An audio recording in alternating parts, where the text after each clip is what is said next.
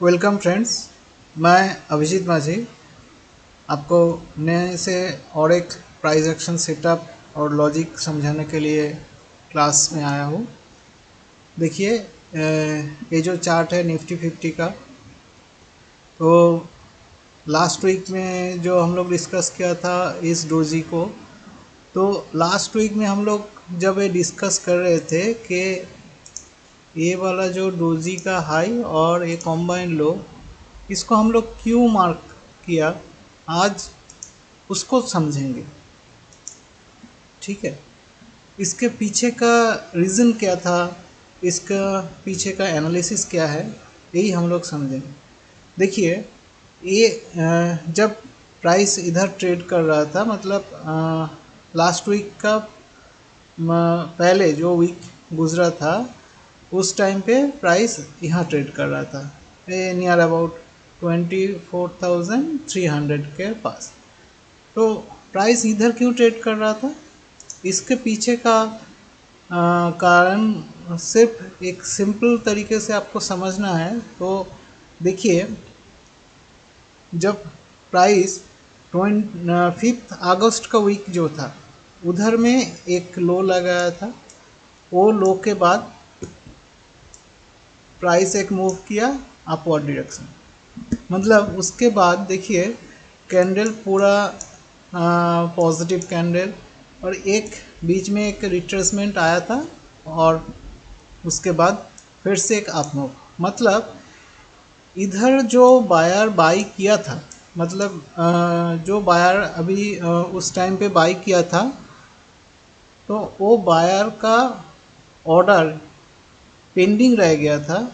इसकी वजह से ही मार्केट मूव किया था। देखिए, मार्केट में दो बिग प्लेयर्स हैं।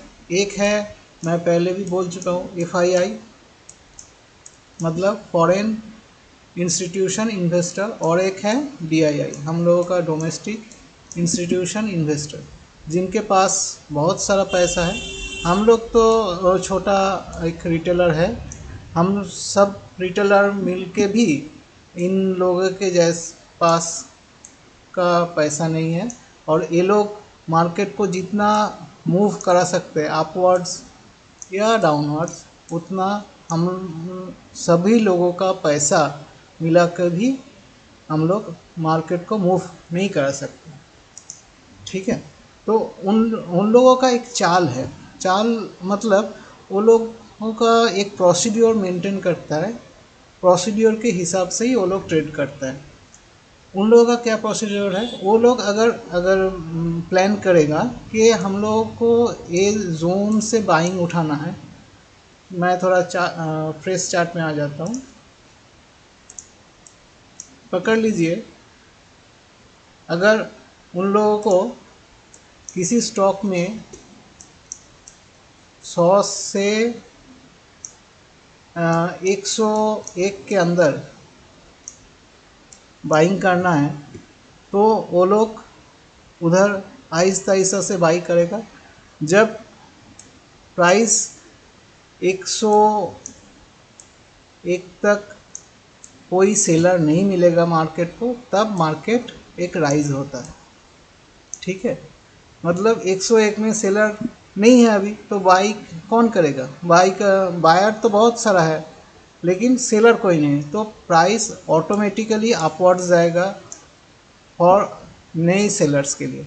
तब प्राइस 102 जाएगा, उसके बाद 3 जाएगा, ऐसे करके ऊपर प्राइस मूव करता है। तो ये एक कॉन्सेप्ट है।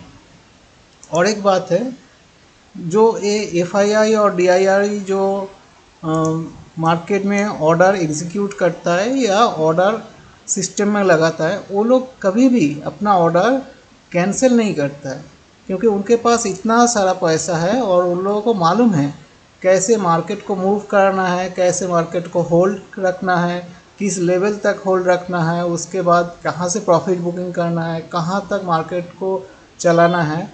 तो उन लोगों के पास पूरा प्लान रहता है, उसके हिसाब से ही वो लोग काम करते हैं।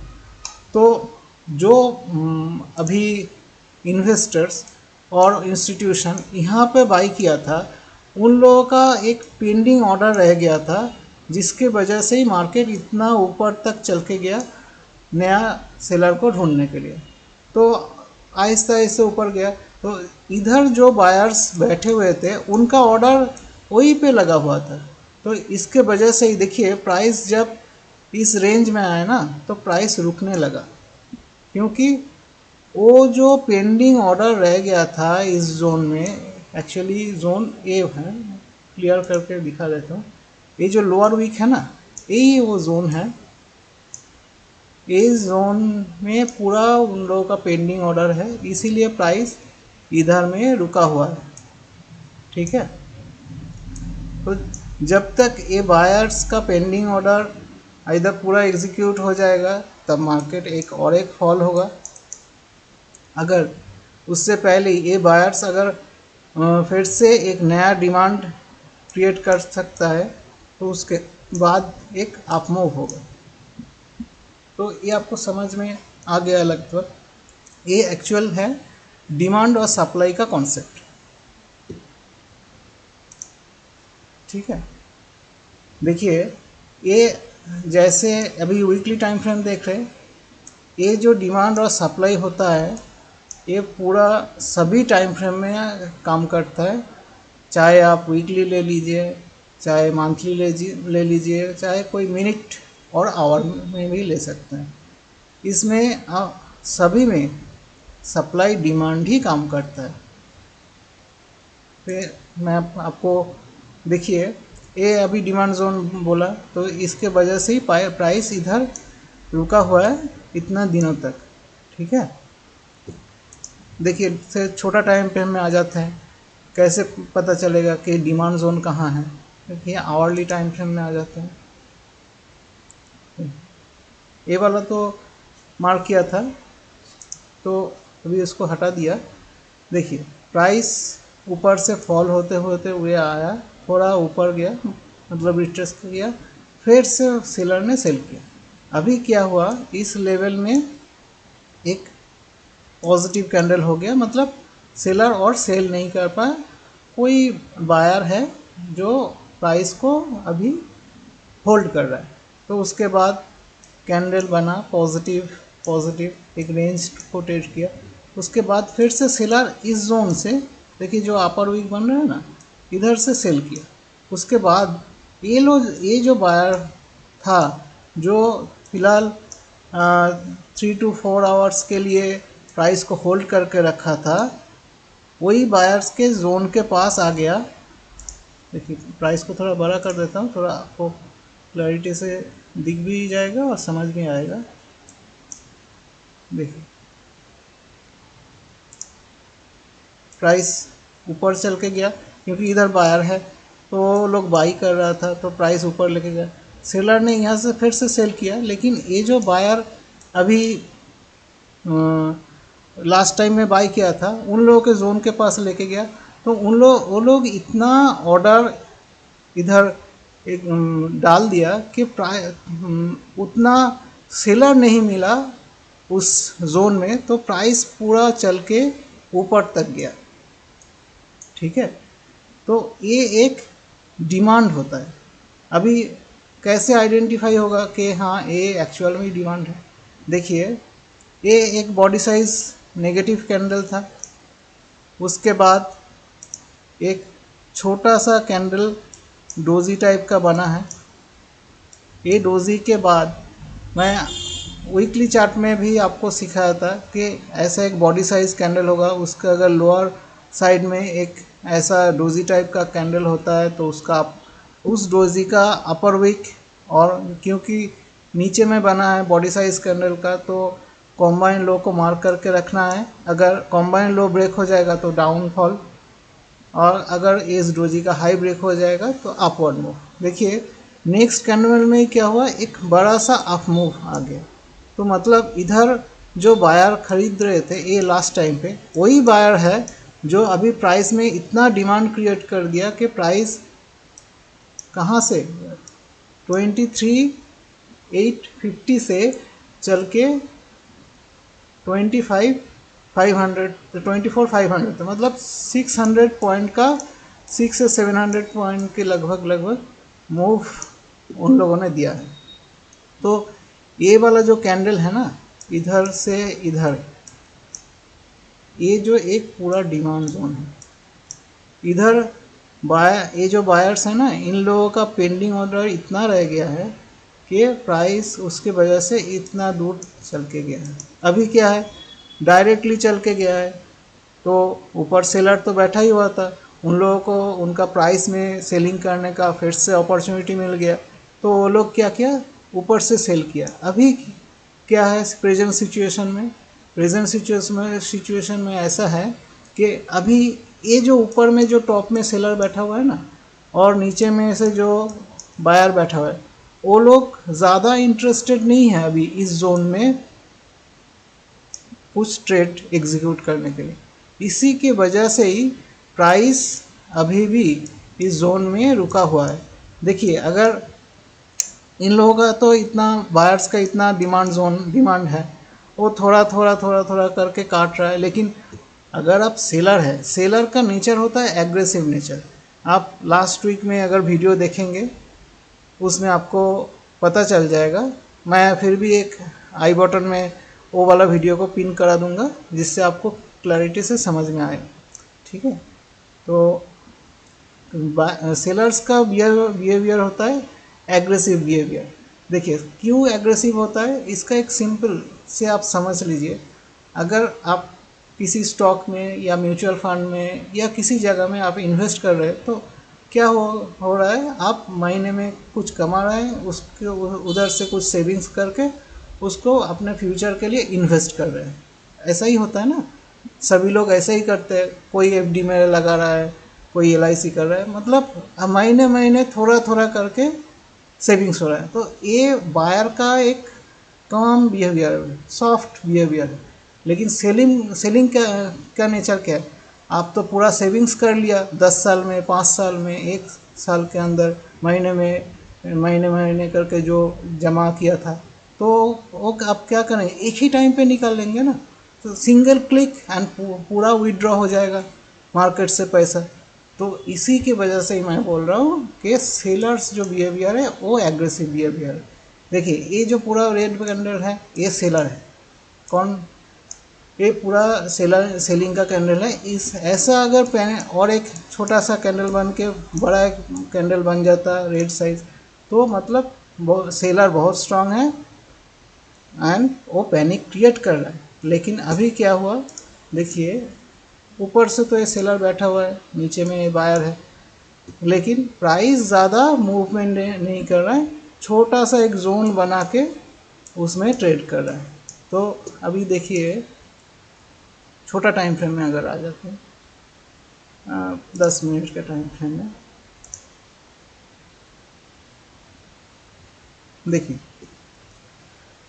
ये जो पैटर्न हुआ था, अगर आप लोगों को मालूम है, ये एक डब्लू पैटर्न है। ये देखिए डब्लू का ये बीच का जो हाई जब इस कैंडल से निकल गया, उसके बाद एक डिमांड क्रिएट हुआ और प्राइस ऊपर तक चल के गया। अभी देखिए, अभी कुछ ऐसा कुछ पैटर्न हुआ ही नहीं। अगर कल मार्केट ओपन होने के बाद अगर ऐसा कुछ पैटर्न होता है कि प्राइस ए गया, फिर से फॉल किया, थोड़ा सा जाके फिर फॉल किया, फिर अगर ऊपर जाके इस हाई को पहले ब्रेक कर देगा ना, तो पहला ही टारगेट आपका ए वाला रहेगा। उसके बाद अगर ए ब्रेक हो जाएगा, देन इधर तक आएगा प्राइस। छोटा सा एक हडल है, अगर उसको इग्नोर भी आप कर सकते हैं, क्योंकि ये उतना इम्पोर्टेंस नहीं रखता है, क्योंकि ये वाला ही पूरा अपर वीक है ना, इधर ही पूरा ऑर्डर सेलिंग ऑर्डर का सप्लाई जोन है, ये उतना वाइटल नहीं है। उसके बाद फर्स्ट ऐसा ही ये रेजिस्टेंस होगा 24,500।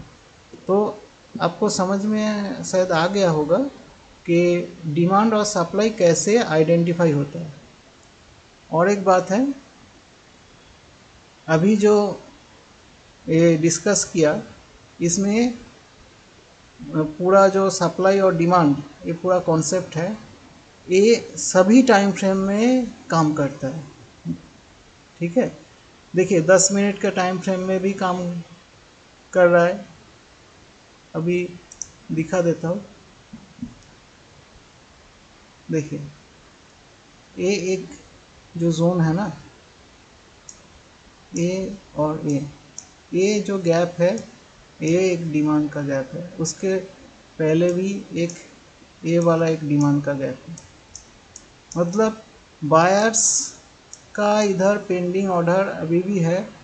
तो मार्केट अगर कल ओपन होने के बाद ए वाला कैंडल का लो ब्रेक होता है तो आप तुरंत शॉर्ट मत कीजिएगा, मतलब तुरंत सेलिंग का ऑर्डर एग्जीक्यूट मत कीजिएगा कि मार्केट में फॉल होगा, क्योंकि ये एक ऐसा डिमांड जोन है कि मार्केट को फिर से लोअर लेवल में सेल दिखा के फिर इसके अंदर आके पूरा सेलर को ट्रैप करते हुए अप मूव की तरफ चला जाए।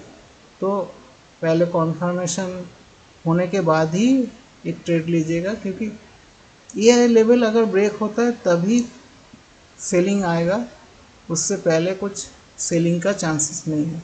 प्राइस किसी भी लेवल से टर्न बैक होके ऊपर मूव कर सकते हैं। लेकिन हाँ, लॉन्गर टाइम फ्रेम मतलब वीकली में तो दोनों वीक का एक बोल सकते हैं तो कंसोलिडेशन जोन के तरह ही काम किया, लेकिन ऊपर से सेलिंग का प्रेशर है। डेली टाइम फ्रेम में भी सेलिंग का प्रेशर है। सिर्फ डेली में एक कंसोलिडेशन जोन है जो फिलहाल नेगेटिव कंसोलिडेशन ही है, लेकिन एक बार ट्रैपिंग हो गया है। अगर ये हाई ब्रेक हो जाता है तो उसके बाद